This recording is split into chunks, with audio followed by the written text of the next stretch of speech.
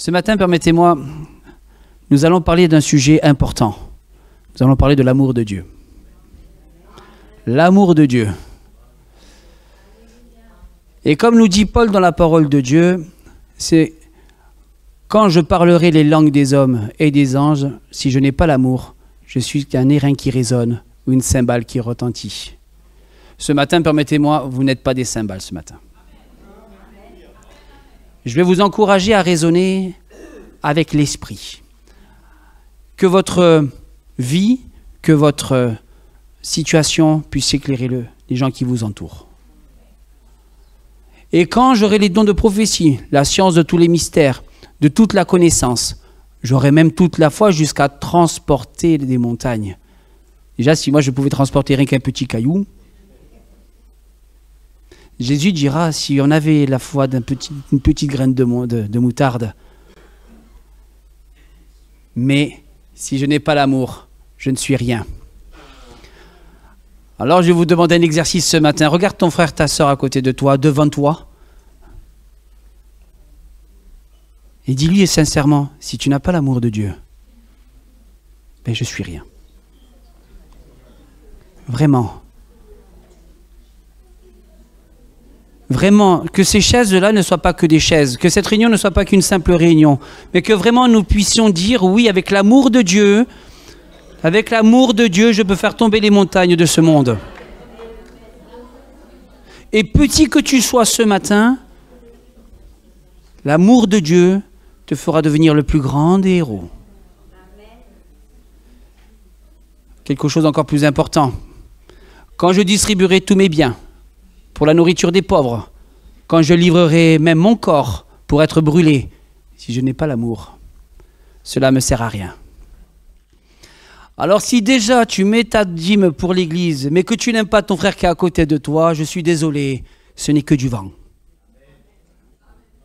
Si tu ne sais pas dire pardon à ton frère, si tu ne sais pas l'encourager, ça ne sert à rien. Comment puis-je amener la parole de Dieu sur l'extérieur si déjà dans l'église, je n'arrive pas à dire à mon frère, je l'aime. C'est dur, hein? C'est dur de dire à son frère de l'aimer, hein? À sa sœur.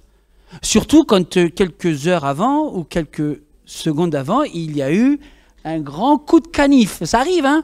C'est ce qu'on appelle des accidents dans la vie, hein? Ou, sur le parking, votre frère, votre sœur vous est rentré dedans. Qui est matérialiste ce matin? Matérialiste. Ah oui, c'est important. Si vous faites voler votre voiture, vous allez dire quoi? D'où, c'est pour ça que je remercie le Seigneur de m'être fait passer par là, forcément. Si on vous raye le camion, si malheureusement vous ratez un stop et que vous créez l'accident, quelle est votre réaction? L'amour de Dieu, c'est tout le temps, tous les jours. Alors je réitère ma question. Regarde ton frère, ta sœur, es-tu capable de lui dire « Je t'aime » Mesdames, de l'amour de Jésus. Pas de l'amour charnel, pas pour un intérêt. Vous voulez voir l'Église grandir? Vous voulez la voir vraiment grandir? Que ça soit sur le plan spirituel et que ça soit sur le plan du nombre. L'Éternel nous demande de nous aimer les uns les autres. Pourquoi? Et voilà le véritable message de ce matin. L'amour est patient. Ça tombe bien, je ne le suis pas. Il est plein de bonté. L'amour n'est point envieux. L'amour ne se vante point. Il ne s'enflamme pas, point d'orgueil. Il ne fait rien de malhonnête. Il ne cherche point son intérêt. Si tu es rempli d'amour, tu ne peux pas être irrité ce matin. C'est fou si je ne trouve pas beaucoup d'amen. Hein? Si tu es rempli d'amour, il n'y a pas de soupçon de mal en qui que ce soit ce matin. Il ne se réjouit point de l'injustice, mais il se réjouit de la vérité. Toi qui peux peut-être, ou volontairement ou involontairement, cacher des choses, ne t'en fais pas. L'Éternel le sait. L'Éternel peut te faire sortir de cette situation-là. L'Éternel ne te jugera pas parce que tu veux rentrer dans la vérité. Ça, il excuse tout. Il croit tout, il espère tout, il supporte tout. Déjà qu'il nous supporte les uns les autres. L'amour de Dieu nous supporte. Vous savez ce que c'est un support? Vous avez déjà travaillé dans le bâtiment, je crois qu'il y a quelques gens qui travaillent dans le bâtiment. Vous avez déjà vu un IPN, vous avez déjà vu une poutre en ferraille qui tient un immeuble entier. C'est un support. Et ça tient des tonnes et des tonnes sur lui. L'amour de Dieu, il nous supporte. L'amour ne périt jamais. D'où le fait que l'amour charnel, excusez-moi, mais à un moment donné, il flétrit, il s'use avec le temps. Et c'est pas en faisant des petits cadeaux à droite à gauche à son épouse ou à son époux que certes, ça peut remettre la flamme en place, mais c'est pas éternel. Mais l'amour de Jésus, lui, il est pour tout le temps.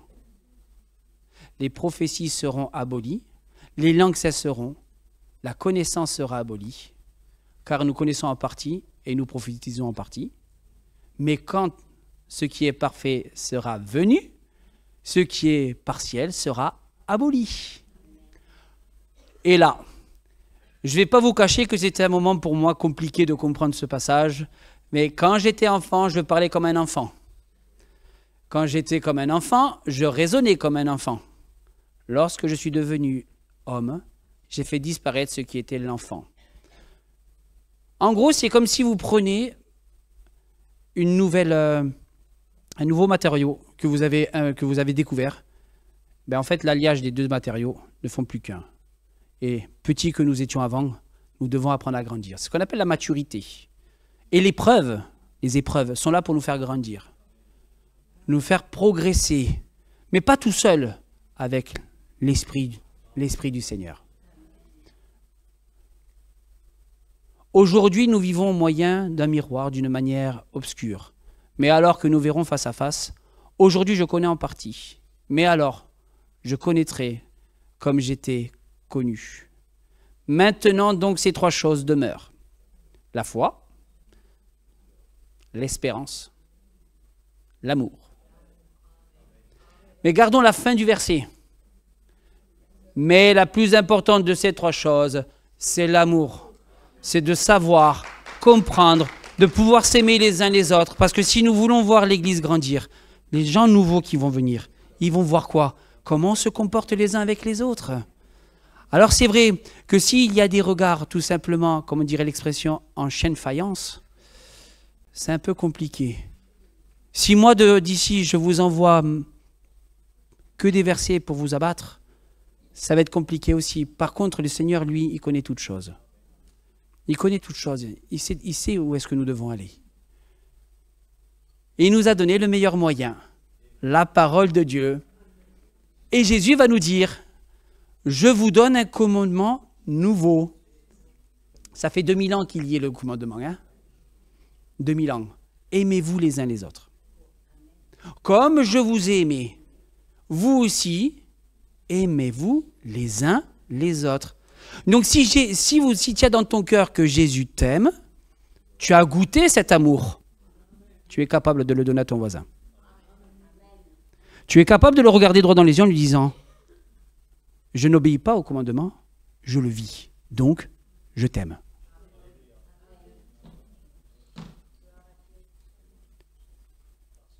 Et à ceci, tous connaîtront que vous êtes mes disciples. Parce que c'est vrai qu'on peut avoir des étiquettes. Je suis évangéliste, je suis pentecôtiste, je suis chrétien. Mais si à un moment donné dans la rue, je prends mon épouse et que je lui dis, écoute-moi, laisse-moi tranquille, va voir ailleurs, je ne fais pas trop d'un disciple de Jésus. Vous comprenez ce que je veux dire? Mais au contraire, si je laisse le Saint-Esprit me conduire tous les jours, aimer humainement, vous allez droit dans le mur. Mais laissez l'Esprit vous remplir pour aimer son frère, sa sœur. Les fruits vont être là, certes, mais ils vont être dehors aussi. Portez le fardeau les uns des autres et vous accomplirez ainsi la loi de Christ.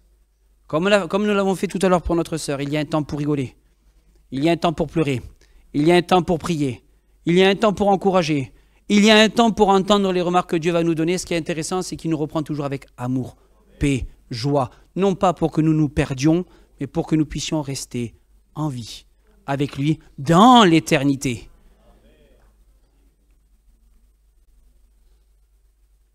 Pour ce qui est l'amour fraternel, vous n'avez pas besoin qu'on vous écrive, car vous avez vous-même appris de Dieu de vous aimer les uns les autres. Relisez tout ce qui est 1 Thessaloniciens, 1 Jean, 2 Jean, 3 Jean, vous allez voir, ça ne parle que de ça. Les lettres de Jean ne parlent que de l'amour de savoir s'aimer les uns les autres. Ayant purifié vos âmes en obéissant à la vérité pour avoir un amour fraternel, sincère, aimez-vous ardemment. Alors c'est vrai que si je vais voir mon frère et je lui dis comme ça, oui, je t'aime. Non. Il faut vraiment être animé de l'esprit. Si je suis animé vraiment du Saint-Esprit, comme nous l'entendons depuis quelque temps, mon frère, ma sœur, je peux l'aimer. Parce que je suis le temple du Saint-Esprit, que le Seigneur fait une œuvre en moi, autant que vous êtes. Le Seigneur me demande, parce que je vais être obéissant, de vous aimer. Mais pas moi, Guillaume, mais l'Esprit du Seigneur me pousse à vous aimer. Vous aimez ardemment les uns les autres de tout votre cœur. Bien-aimés, ce n'est pas un commandement nouveau que je vous écris, mais un commandement ancien que vous avez eu dès le commencement. Ce commandement est ancien, c'est la parole que vous avez entendue. Jésus nous a déjà tout donné. Hein?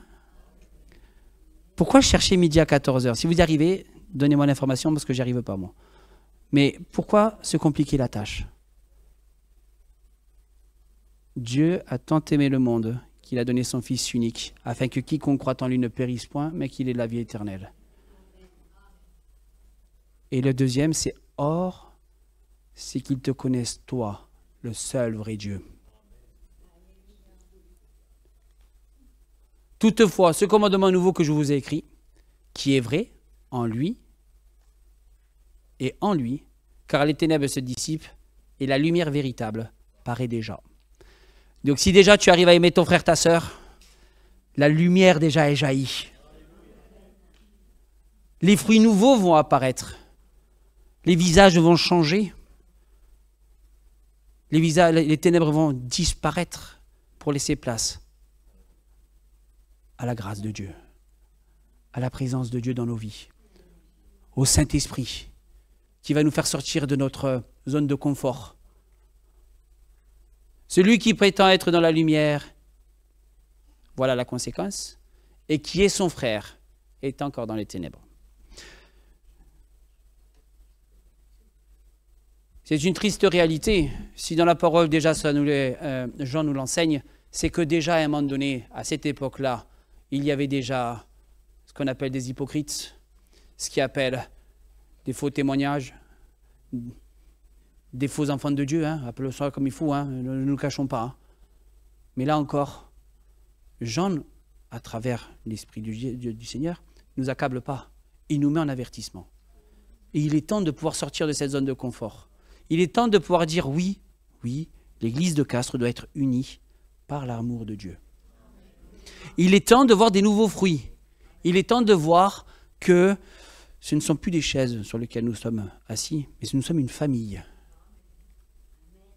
Celui qui aime son frère demeure dans la lumière. Vous êtes prêts à demeurer dans la lumière?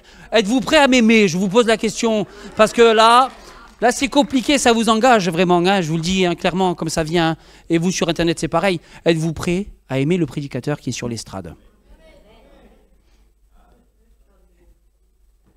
Tous les prédicateurs qui sont sur l'estrade. Êtes-vous prêts, même, une fois sur le parking, de continuer à aimer la personne qui vous a donné le message?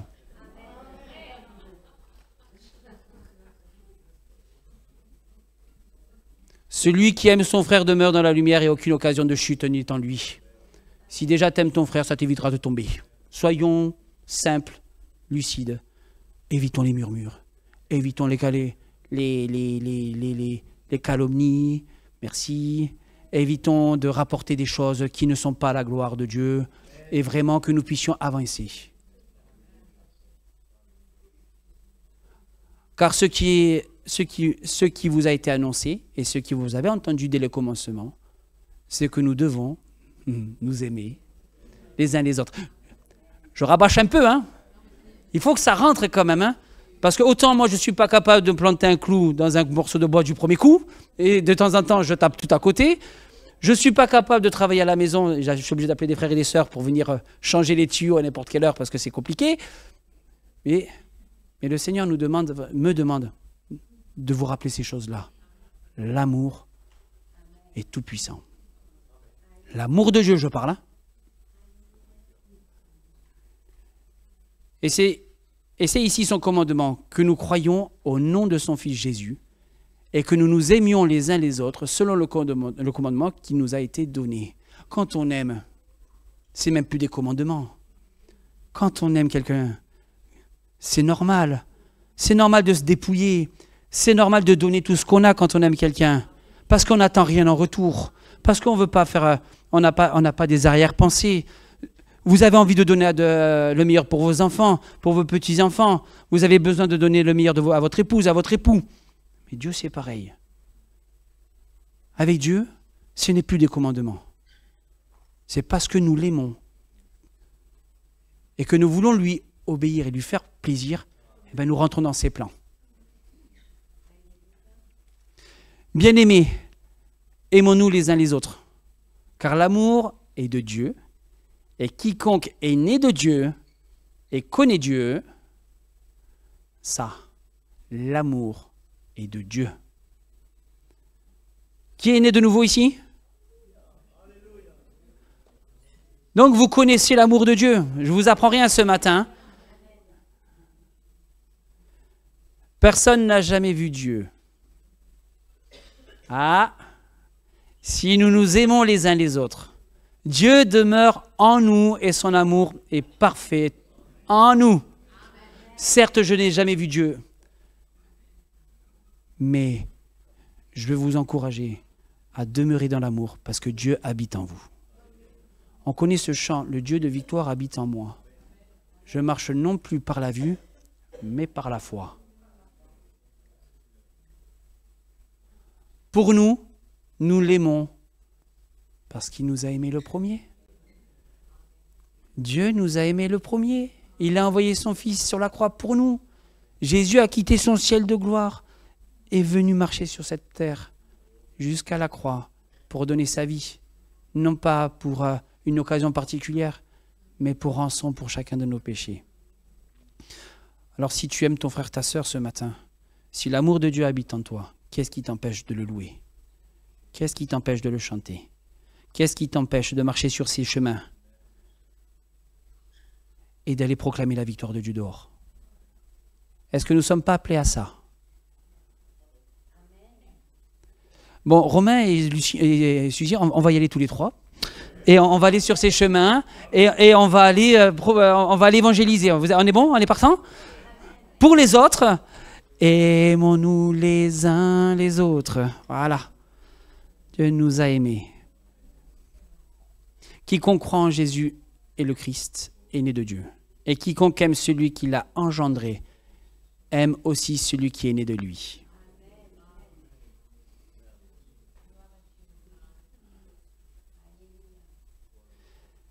Et maintenant, ce que je te demande, Chiara, non comme te prescrivant un commandement nouveau, mais celui que nous avons eu dès le commencement, c'est que nous nous aimons les uns les autres.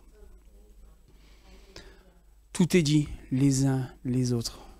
Je sais que c'est pas facile. Je le comprends que c'est pas évident. Mais si déjà dans l'église, je n'arrive pas à aimer mon frère, ma sœur, comment je peux aller dehors pour proclamer la victoire? Je ne peux pas avoir un cœur partagé. Je ne peux pas dire je sers mon Dieu, mais je n'aide pas mon frère qui est à côté, qui est dans la difficulté. Je ne peux pas aider mon Seigneur et dire que ma soeur, mon frère qui a besoin de prière, je le laisse de côté, j'y vais pas. Je ne peux pas dire j'aime mon Dieu et s'il manque quelque chose, eh bien moi ma vie elle est bien, elle est tranquille. Non, non. Si j'aime mon Seigneur, je fais tout ce qu'il me demande. D'aimer mon prochain. Je ne me contente pas de ma vie tranquille. Je ne dis, alors, je mets des grosses parenthèses. Hein. Je ne dis pas que vous avez une vie tranquille, ce n'est pas ce que je veux dire. Mais je ne me contente pas de mon confort. J'ai envie de persévérer avec Dieu. J'ai envie de l'exercer. J'ai envie d'aller plus loin avec lui. Parce que c'est un commandement nouveau qu'il nous donne. C'est de pouvoir nous aimer les uns les autres. Jésus leur répondit, tu aimeras le Seigneur de ton Dieu, de tout ton cœur, de toute ton âme et de toute ta pensée. C'est le premier et le plus grand commandement. Magnifique celui-là. Qui aime Dieu? Alors je reformule parce que je vois que tout le monde n'a pas levé la main. Qui aime Dieu? Là. Et voici le second. Laissez les mains levées. Vraiment. Voici le second. Qui lui est semblable. Tu aimeras ton prochain comme toi-même. Qui aime son prochain? C'est les deux commandements les plus grands qu'il faut respecter. Si on arrive à faire ça, vraiment, si on arrive à aimer notre Seigneur de toute notre pensée, de tout notre cœur, de toute notre âme, et que j'aime mon prochain comme moi-même, on a tout gagné. On a tout gagné. Les problèmes ne s'arrêteront pas. Les soucis ne s'arrêteront pas. La calomnie ne s'arrêtera pas. La persécution ne s'arrêtera pas. Les épreuves ne s'arrêteront pas. Mais nous avons gagné. Nous aimons Dieu et nous aimons notre prochain. Ces deux commandements dépendent de toute la loi et les prophètes. Toute la loi et les prophètes. En deux commandements, le Seigneur nous a déjà tout donné. Mais oui, c'est vrai que de temps en temps nous sommes maladroits. C'est vrai que de temps en temps nous ne faisons pas attention. De temps en temps nous laissons peut-être aussi l'ennemi reprendre le terrain. Mais ça c'est notre rôle, c'est à nous de travailler nos propres cœurs. Mais si je suis là ce matin pour vous annoncer cela, c'est que le Seigneur aussi a tout accompli à la croix. Tout accompli. Les accidents, ça peut arriver, vous en avez sur la route, ça peut arriver. Je me trompe, je ne suis pas parfait. Et je vous promets que si une église est parfaite, n'y rentrez pas dedans, parce que vous allez la rendre imparfaite. Allez-vous-en très très vite.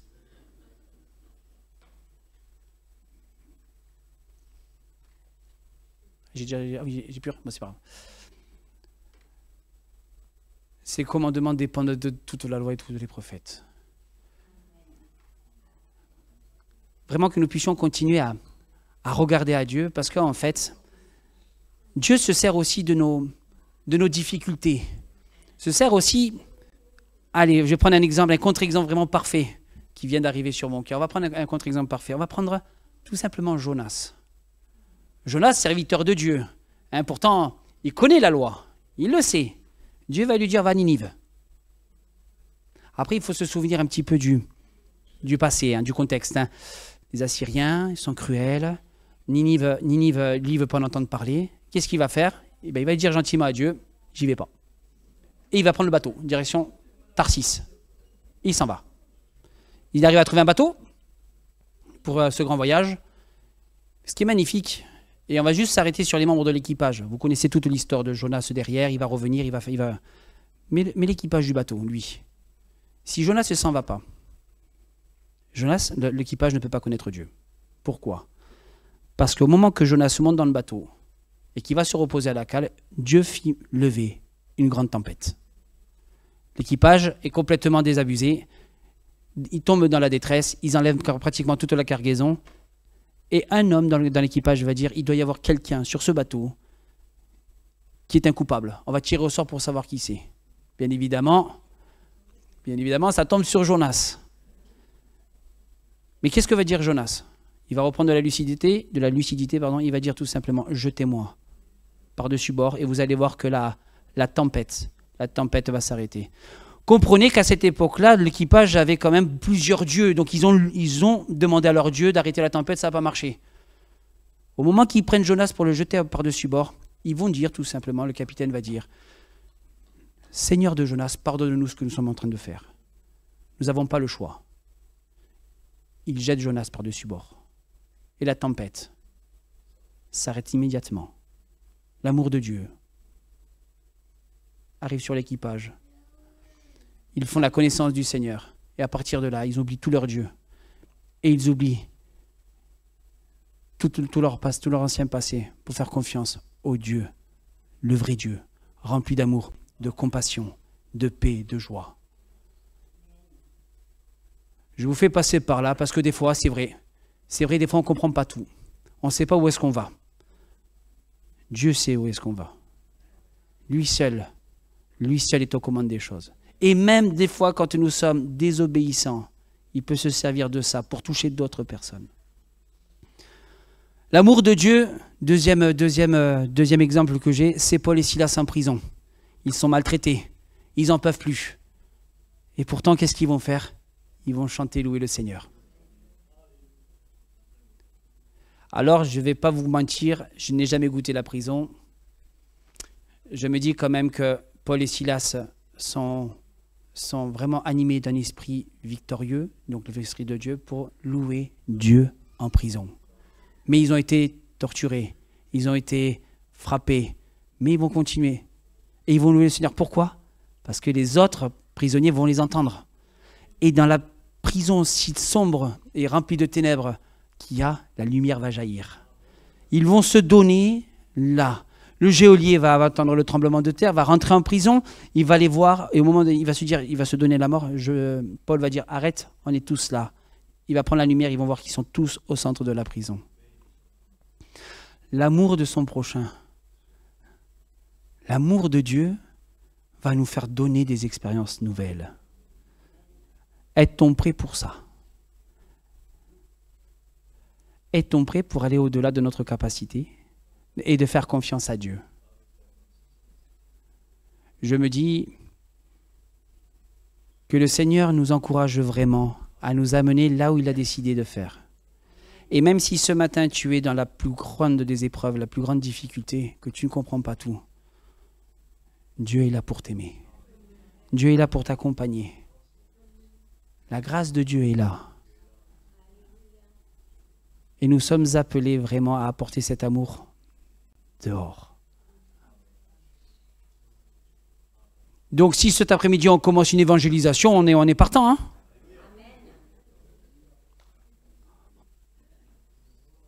Merci Mathieu.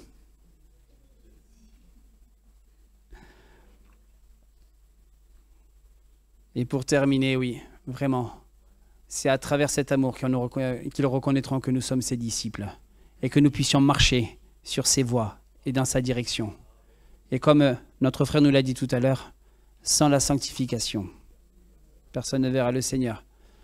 Il faut vraiment savoir nous aimer les uns les autres, apprendre à laisser l'amour du Seigneur nous remplir, parce que ça évitera beaucoup de chutes, ça évitera beaucoup de désaventures, ça évitera beaucoup de conflits, et ça évitera surtout que l'ennemi ne prenne pas la place. Parce que si déjà j'arrive à aimer mon voisin, qui est à côté de moi sur la chaise, juste à côté, l'ennemi ne se réjouira pas. Il va se lever. Ça, c'est une très bonne nouvelle. Qui se lève? Parce que l'ennemi, lui, il veut nous faire tomber. Donc s'il se lève, ça veut dire que nous sommes debout et que nous marchons avec Dieu. Par contre, si tu sens que l'ennemi ne te titille pas, je t'invite sérieusement à reconsidérer ton salut le plus rapidement possible, de revenir à la croix et de donner ta vie entièrement à Dieu. Parce que Jésus revient, certes, ça fait 2000 ans qu'on entend dire qu'il revient bientôt, mais bientôt veut seulement dire qu'il viendra comme un voleur. On ne sait pas quand, on ne sait pas comment, mais il viendra chercher ceux qui sont vrais avec lui. Alors soyons saints, comme il nous l'a dit ce matin, aimons-nous les uns les autres pour éviter les problèmes, et surtout, soyons victorieux en son nom. Faisons-lui confiance et ne faisons pas les choses humainement. Amen. Seigneur mon Dieu, nous voulons te remercier, te louer et t'adorer, Seigneur mon roi, parce que ta parole nous a déjà tout donné. La victoire, la paix, la joie, Seigneur mon Dieu. Et merci pour ce temps où nous pouvons encore une fois, Seigneur mon Dieu, venir te chercher, venir te rencontrer, Seigneur mon Dieu. Aide-nous vraiment à prendre conscience que tu nous demandes une simple chose si difficile, de nous aimer les uns les autres. Mais nous voulons être poussés par ton esprit à le faire, Seigneur mon Dieu. Et que nous soyons victorieux, Seigneur mon Dieu. Merci pour ce temps de prédication, Seigneur mon Dieu. Merci pour que ta parole puisse fournir du fruit, Seigneur mon roi. Et que ton peuple, Seigneur mon Dieu, vraiment puisse se tourner entièrement vers toi et que nous soyons dans la joie de te voir bientôt, Seigneur mon Dieu. Béni sois-tu, Seigneur mon roi. Amen.